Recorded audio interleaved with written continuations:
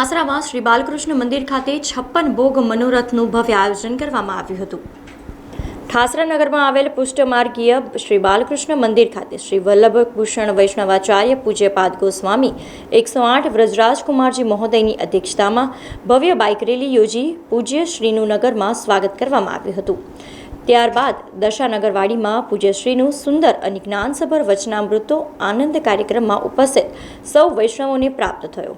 આ પ્રસંગે ઠાસરાના ધારાસભ્ય યોગેન્દ્રસિંહ પરમાર, પૂજ્ય વિજયદાસજી મહારાજ, મંદિરના ટ્રસ્ટીશ્રીઓ, મુખ્ય મનોરથી અશ્વિનભાઈ કે શાહ અને કમળાબેન ચિમનલાલ શાહ, ઠાસરા નગરપાલિકાના પ્રમુખ, ઉપપ્રમુખ અને કાઉન્સિલરો ઉપસ્થિત રહ્યા હતા।